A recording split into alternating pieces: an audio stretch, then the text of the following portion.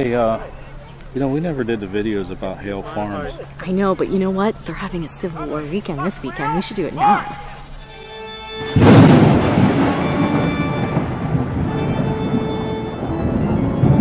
Well, hello there, parapeeps, and welcome to another episode of Our Haunted Travels. I am your host, Sean Donnelly. I'm your co-host, Mary Ann Donnelly. That's right. Today we are here back at Hale's Farm. This is like the fourth time we've been here, so we're going to have a bunch of footage to share with you. We even came here with Happy Trails hiking. That's right. Last time it was. We did. We were here a couple times before. You could see in the back they are rehearsing because today they have some Civil War reenactments going on, and we're going to share some of that stuff with you. We're going to be here most of the day, so we'll be popping in. That's right. In and out all day. So hope you enjoy this, and let's get going.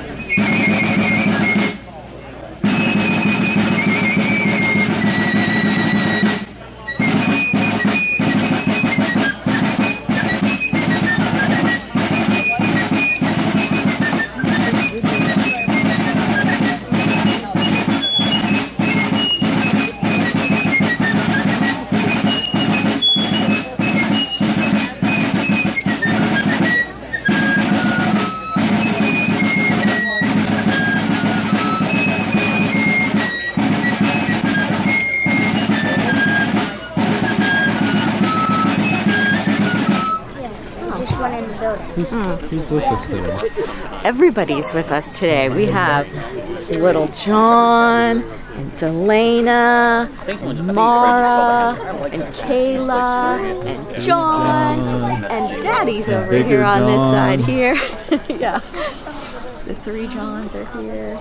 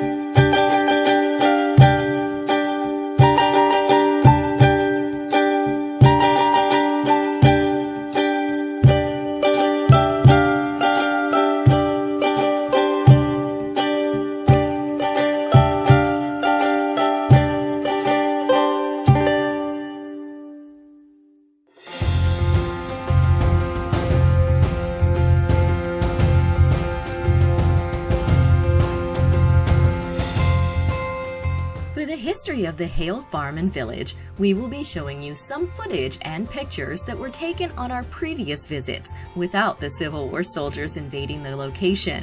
Then we'll get back to the reenactment and show you what the village looks like during our visit today. In 1810, Jonathan Hale purchased 500 acres from the Connecticut Land Company for land located in the Cuyahoga Valley.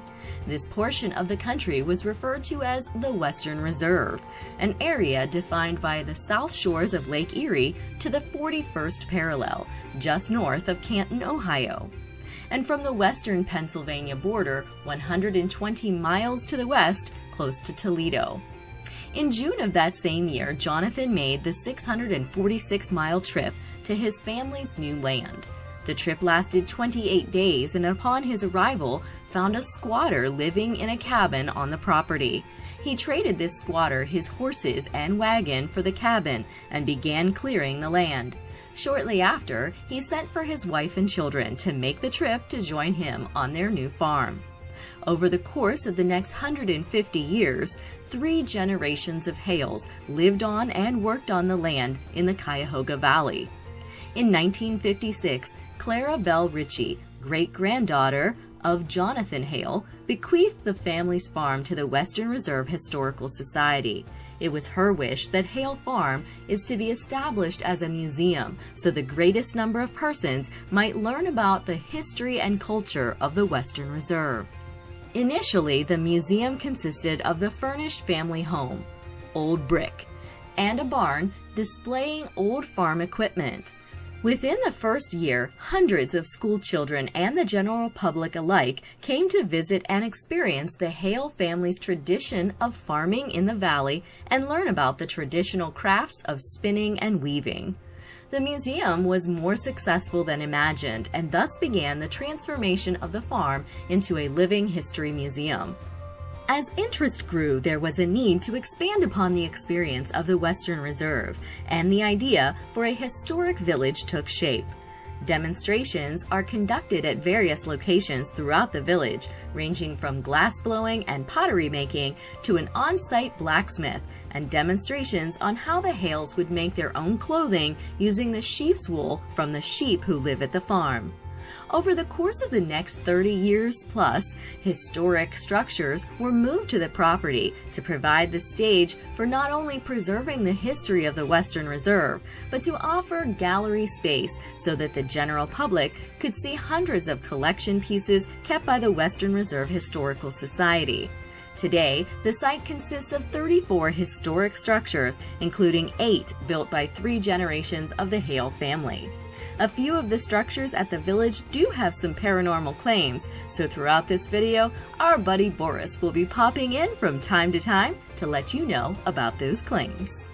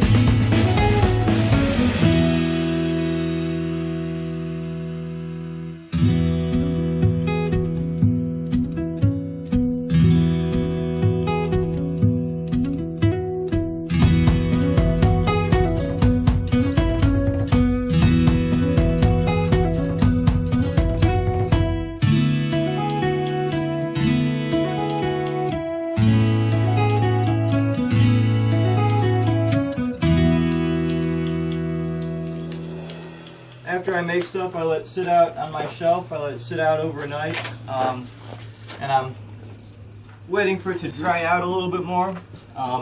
When I cut it off the wheel, it's very, very wet, very sloppy. I let it dry out, waiting for it to become what's called leather hard. So, still wet, but dry enough that it can hold its shape. That's where this bowl is. Let's see. This bowl is still a little bit wetter than what I like, but if you see the bottom, it's got that jagged edge on it. So that's what happens to everything when I cut it off the wheel head.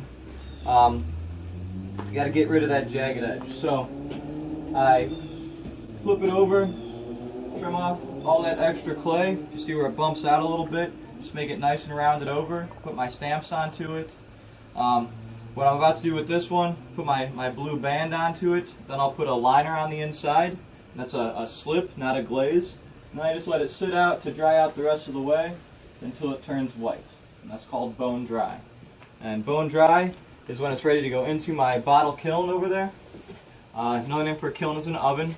So I bake my clay up to 2,300 degrees. That's when it becomes vitrified, so no longer porous. At that temperature, I throw salt into the kiln, table salt, same exact stuff we cook with.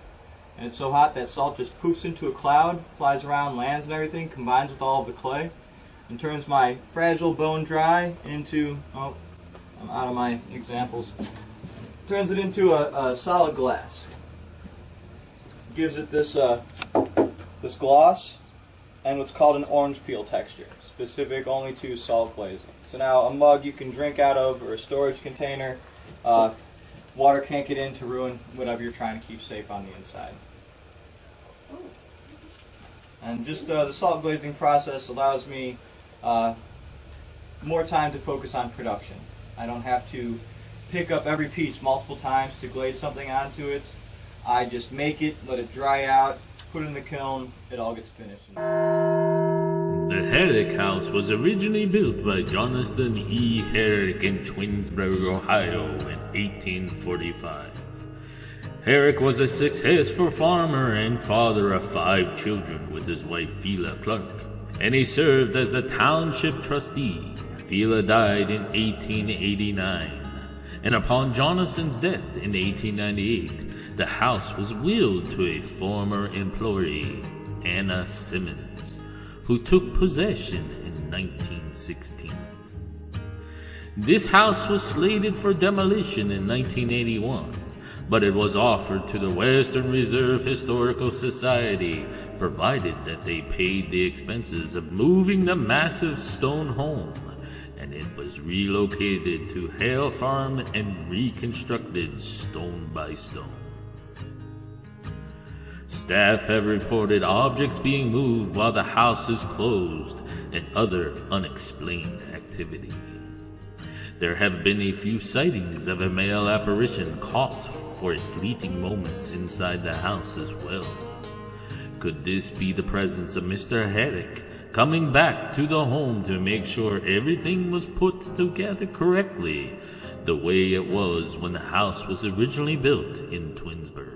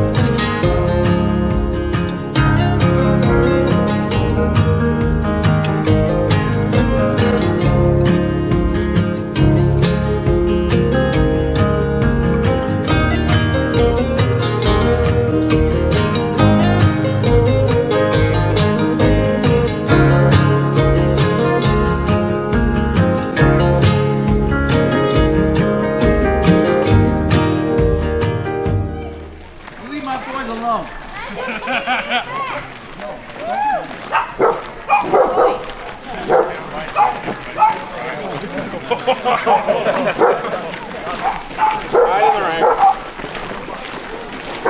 He's right, we do need to see the pants. Support! Support arm. Support arm. Support arm. There we go.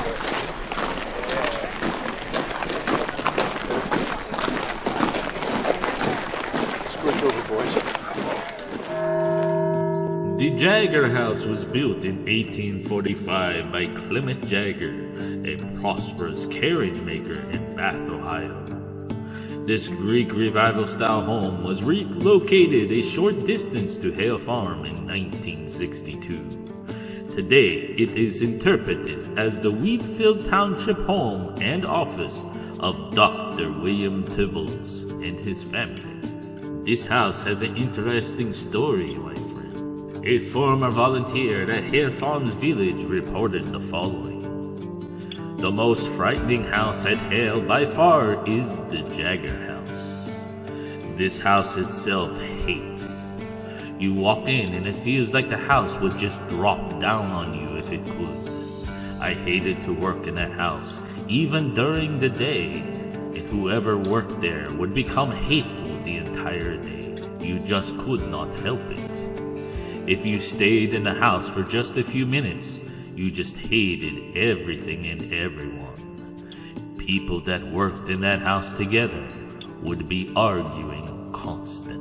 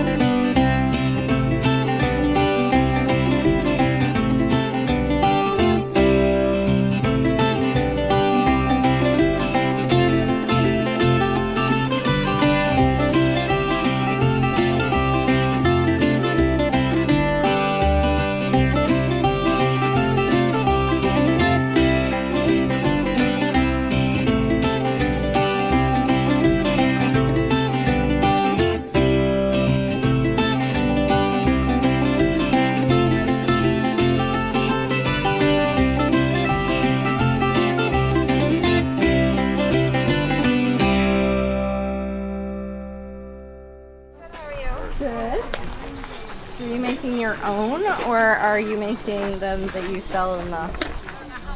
A little bit of both. I do sell things that I've made, but today I'm just selling for myself. There you go. I'm actually making a pair of like quilted bloomers. Okay. Just so I can be a little warm in the winter. Nice. Yeah. But they're super cozy if you want to touch them. Very nice. Everyone asks me like, aren't you cold in that outfit? I'm like, no, I will never be cold, ever. That's what you need there. You Yeah. need to start I know, I need to start making bloomers. mine, yeah. Yeah, they're super cozy. Very good, very good. I have all morning attire. I don't have any just regular casual day. Oh, really? So all my stuff is morning, and I don't have any of those. Yet. That's right. That's the thing, yet. There you go. You're getting the hookup. I have an Etsy store if you want to follow me through there. Very nice. You can always email me and say, hey, I'm interested in something. I'm always making something. All right. Very good. Thank you. You're welcome. Have a good day. You as well.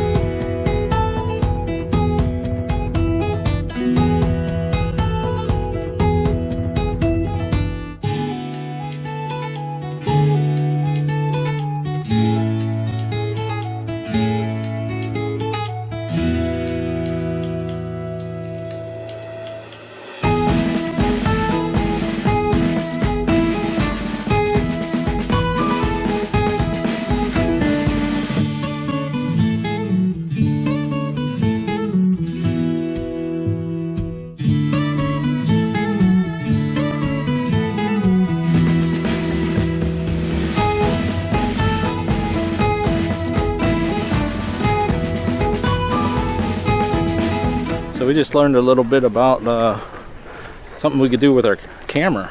Yeah. Our vintage camera. Yeah, he had a great idea. He basically rebuilt and made his own, but he said we can just get a regular lens, put it in there, and attach it to PVC pipe and make it work. Yeah, so for those of you who don't know, we actually have a vintage, got it from Gettysburg, the camera, but it just doesn't have the lens, so we might have to look at that. Yeah. That'd be cool. That's exciting. The Goldsmith House was built on Erie Street in Willoughby, Ohio for William Peck Robinson between 1830 and 1832 by master builder Jonathan Goldsmith of Painesville, Ohio. Mr. Robinson passed away, my friends, the same year the house was completed, leaving his widow and their 4 children in massive debt. His wife Carolyn was determined to keep her grand new home after her husband's passing, so she turned the homestead into a boarding house, renting out rooms beginning in 1845. This, however, did not cure the mounting debt, my friends, and the house was eventually sold in 1862. The house has had about a dozen owners over the next century until 1973, when it was donated to Hale Farm and was moved to where it now stands in the village. Visitors and staff have reported feeling the presence of Mrs. Robinson throughout the house, my friends, but especially on the second floor. A former volunteer reportedly noticed an upstairs bed indented as if somebody was sitting on it. It sprang back as she entered the room. Others have reported the feeling of sadness and dismay on the second floor as well. Could this have been the spot where Mrs. Robinson was when she found out that she was going to lose her home? It has been said that the spiritual presence is gentle and comforting, and Mrs. Robinson, if that is her, is always welcoming to opening her doors to the weary traveler.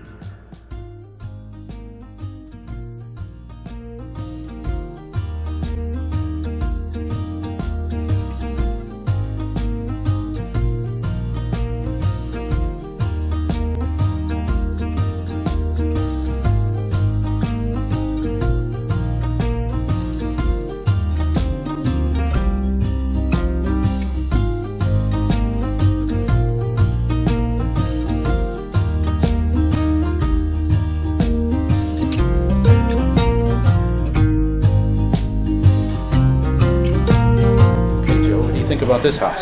I'm going to tell you that I actually felt something upstairs. It wasn't like ominous, but like a sad feeling, which my intuitions are usually pretty correct. You know what? I believe that might be the claims for this location. So overwhelming sadness upstairs, really, really awesome. If you've not been here, you didn't know that, did want you? To try. I did not know that. Oh, so you guys out there say we're making stuff up. She didn't know that. I did not know that. I went upstairs, very, very sad, but amazingly beautiful building. Yeah, definitely check it out. Yeah, for sure.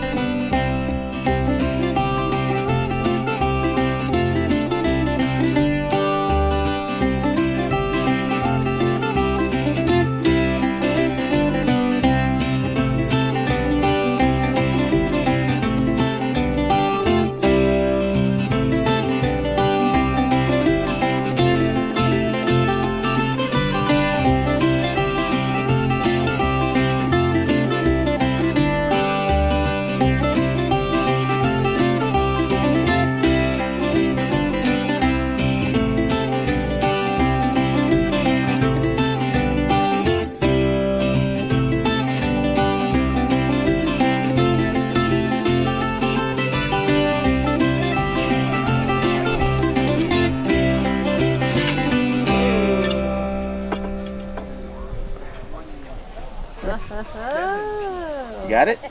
Okay. Oh, yeah, we still have a whole bunch. I think Michael still has Don't be hurting anyone with that. Wow. Look at you. It's made 1864. Okay, say cheese. Awesome, dude. That's really cool. That's very cool. I can even tell you it was July of 1864 when it was made. Oh, Like wow. I've narrowed it down that far. Is it heavy? Reason I can no. You got it? Yeah, for like 500. Yeah. And how I can do that is Right. there's 3 pieces to a sword. There's the blade, the pommel, and the scabbard.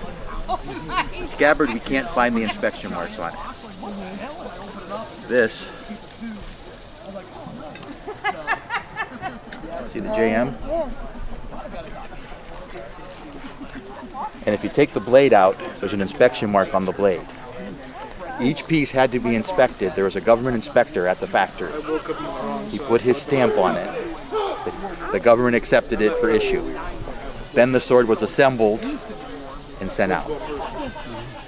So this guy didn't get there until August of 1864. No, he got there in July of 1864, and this guy left in August of 64, the guy who inspected the blade. So there's that 3 or 4 week window when the 2 of them were at the factory together. That's how I can pinpoint it down to when the sword came off the line. Very cool.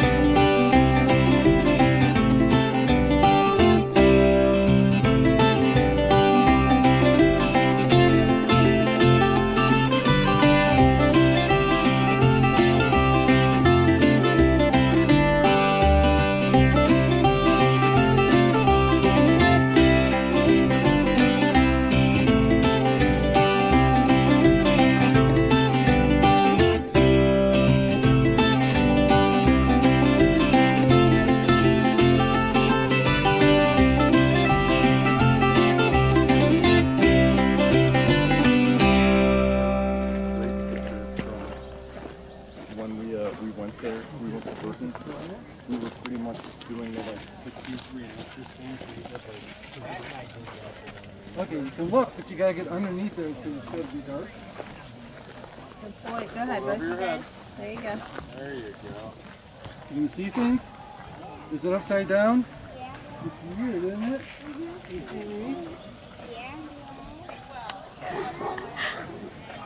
Now here's the really weird thing. Look at me. Don't look under the camera, look at me. I'm over here, right? I'm gonna walk this way. But in the camera, I'm gonna be over there and walk this way.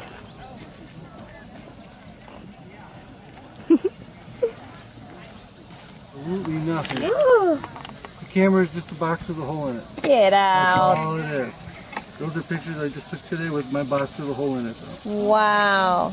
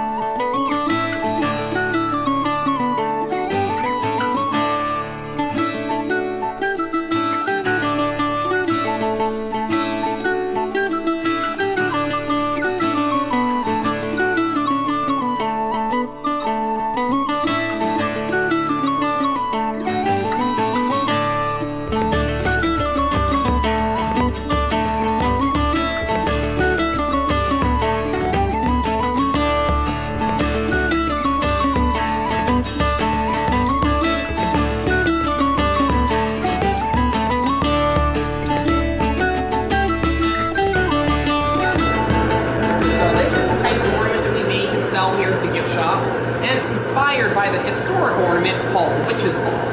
Back in the 1800s, people were still a little bit more superstitious, and they believed in things like witches and evil spirits, and also believed that by hanging up the Witch's Ball by their doorways or windows or other entrances to their homes, they could actually keep those evil spirits out.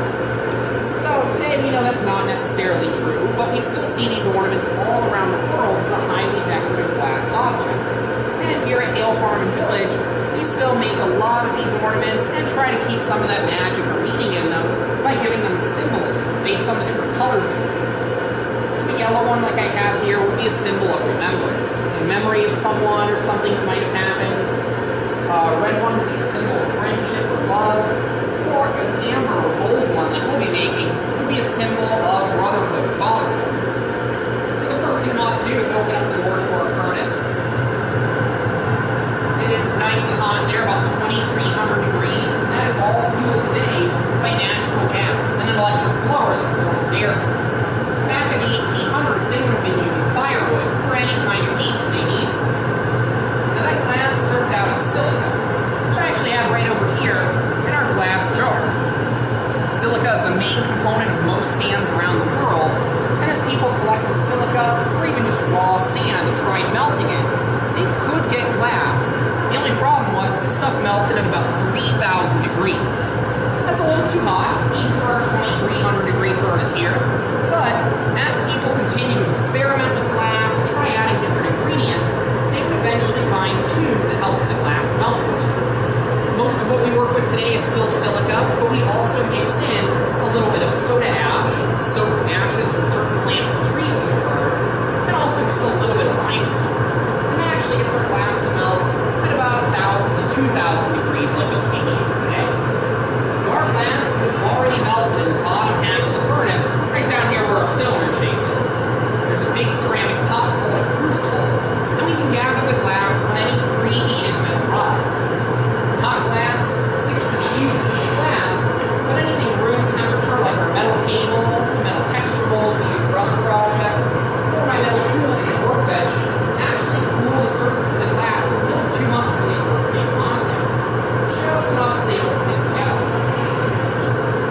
But the hotter, red-hot glass, or metal sticks to the glass very easily. Now this is what that glass looks like at about 2,000 degrees. It's a very thick liquid, kind of like honey on the end of a toothpick.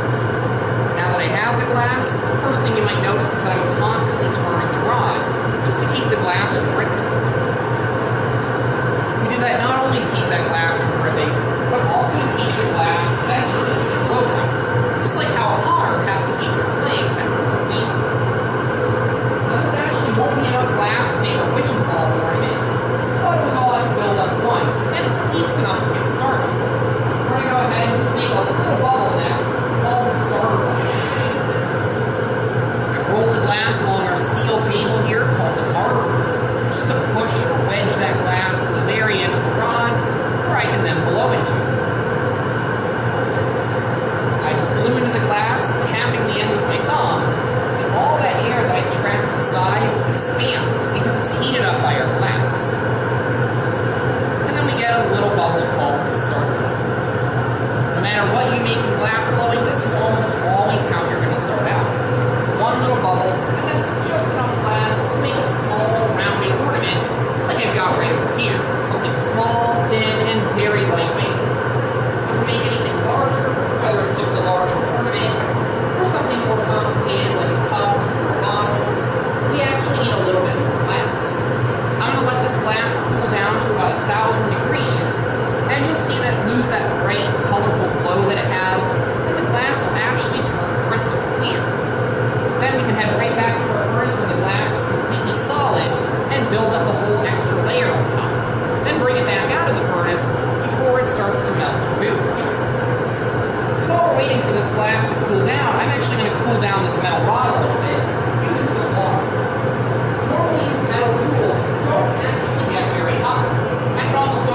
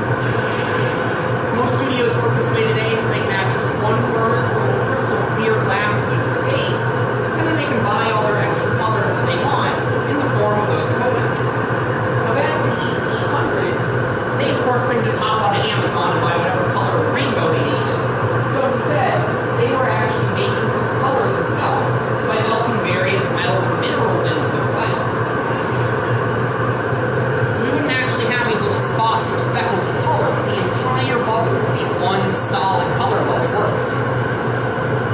Now, amber that we're using is actually one of the 3 most common colors that we would see throughout history, as well as blue and green, just like the 3 cups I have at the workbench.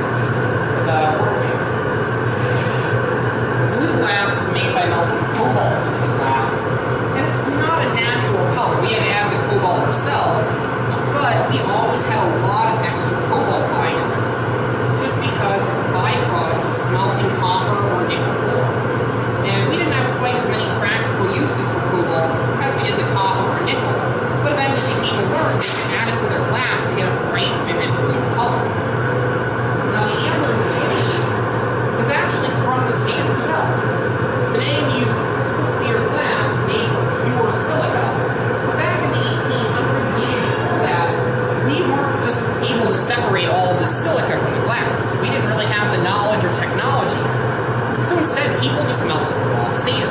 And sand is made up of all sorts of metals and minerals. If our sand had mostly iron in its composition, we get a green tint in the glass. And if we had a mixture of iron and different sulfates, we would end up getting an amber brown color instead.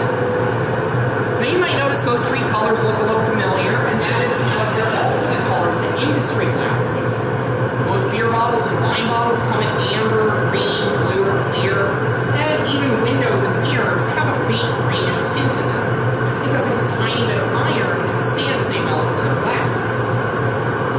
Now if you look around at older glass, maybe an antique store or a vintage shop, and you look at the older amber colored bottles, jars, and other kinds of cups that they were made, they would look a little bit more like this, all one solid, even color, and definitely a lot darker. This is actually made from one of the Hale beer bottles that we have here at the gift shop. I drank that, melted it, and then blew it into a bottle. But that's the same color as the older glass. And industries use that today because it's so easy to get a hold of. So now I think we've melted our amber color pretty well here. We're going to heat this up just a tiny bit more and get ready to blow into the glass to start making our ornament. I'm actually not going to blow into it all the way quite yet, because we still need to think about how we're going to get this glass off of our pipe once more.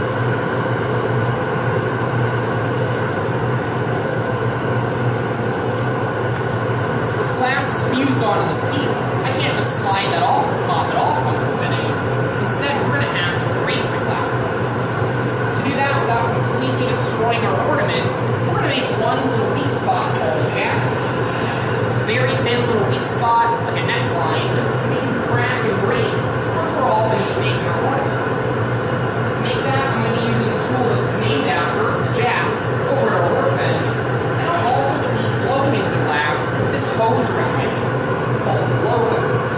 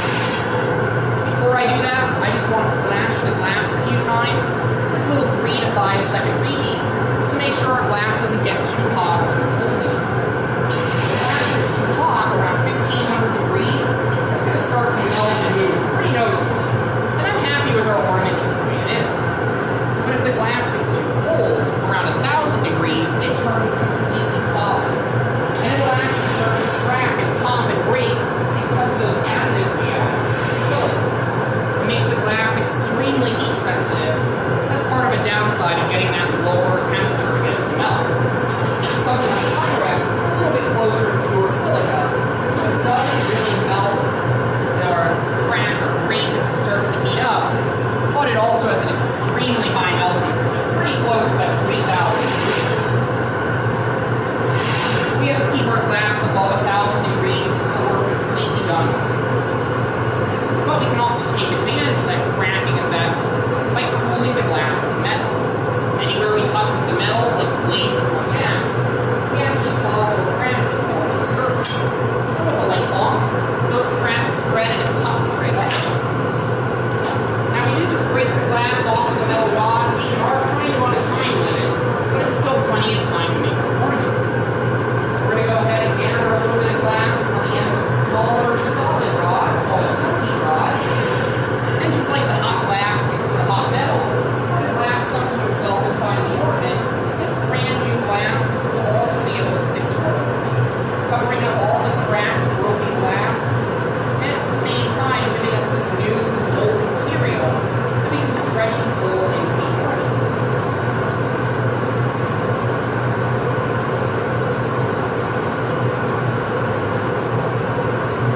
Go inside of our tweezers and make sure there's enough room for a wire or ribbon. But like that, we've made our ornament. So I'll bring that around to show everybody one more time here, and it does look pretty cool, but the glass isn't melting or moving, it's lost that great work below the house. But our glass is still well over 1,000 degrees right now. It's way too hot for us to touch, even though I'll be bringing it around on these little metal tongs. And as this glass sits out here in the open air, it is pretty quickly cooling under 1,000 degrees. Once it gets under 1,000 degrees, it could start to crack or pop or break. So before that happens, we want to finish up our project by putting it away into the kiln. The kiln is like a big, heavy-duty oven. Of course, everything is heating that I made at about 1,000 degrees throughout the day. The other one's turned off, so I can open that up and show people the inside. A lot of heavy-duty bricks to keep the heat inside, and electricity, just like an oven at home, to heat up the inside. Well, that stores all the glass I make throughout the day at 1,000 degrees and just keeps it from cooling down. But once we get to about 5 o'clock, as we get ready to close down the glass blowing house here at Hale Farms Village, we actually program that machine to start slowly cooling overnight, slowly shutting itself down. After about 12 to 14 hours, our glass comes out the next day at room temperature. And we're able to do a quick little quality check, just make sure there's no cracks or breaks or otherwise sharp areas. And everything up to quality heads down to our gift shop in the main building. So any of the glass you see down there is stuff that I've made right here at Hale Farms Village, a lot of which comes from these different shows there. So thank you all so much. I hope you really enjoyed that, learned a ton about the glass blowing process. I'm going to be stopping for just a few minutes to get some water, answer any other questions.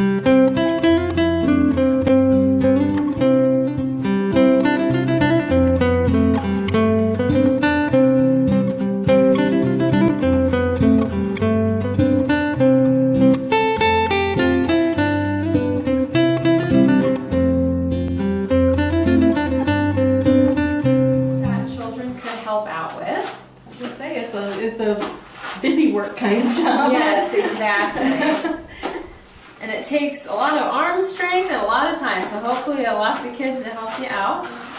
And then you can just take it off kind of like that.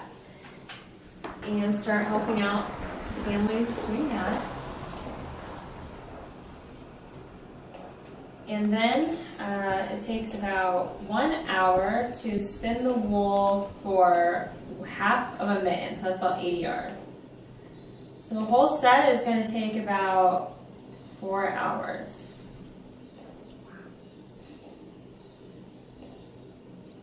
I'm going a little too fast, you can see the starting to kink up there. So I'm still learning, but that all depends on what kind of, how you spin it's going to depend on what kind of wool you end up. There it goes. And then this was the dahlia flowers.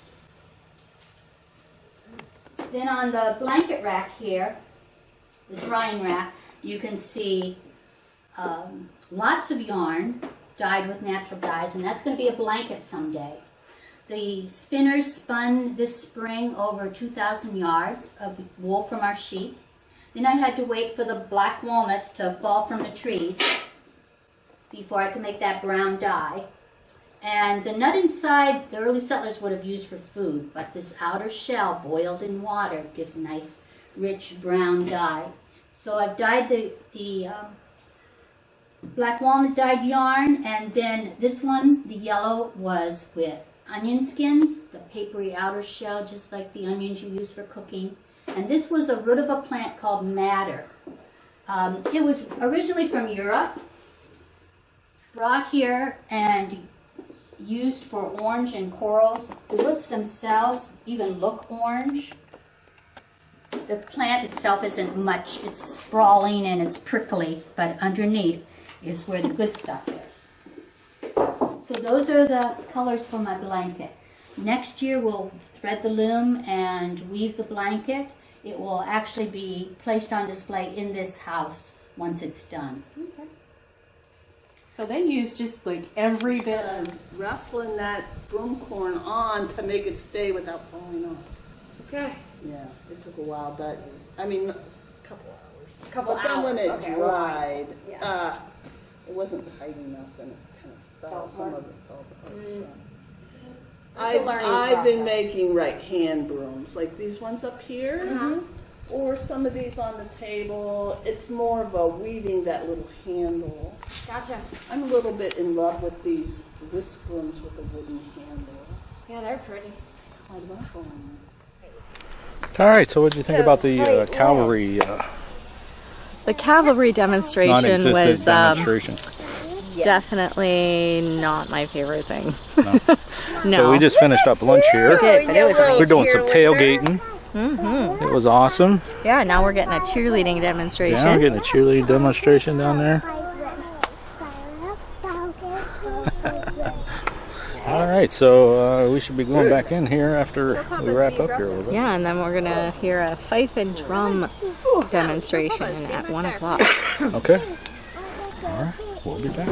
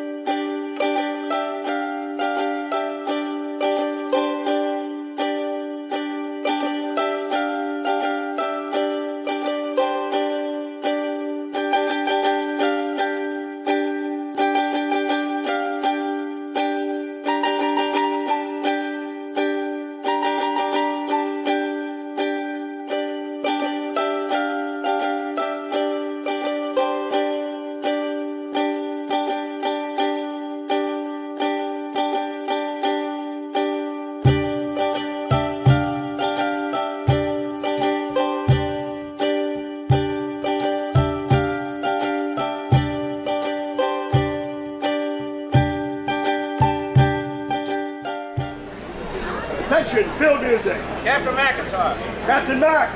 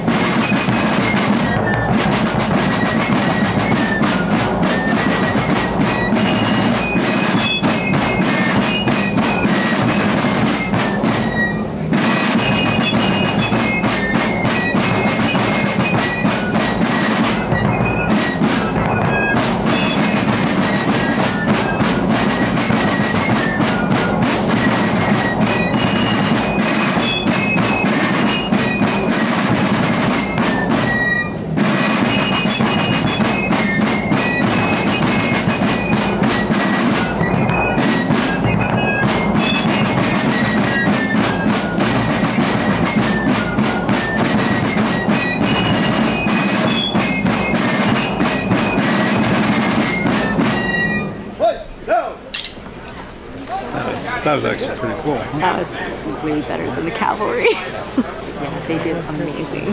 That was pretty cool.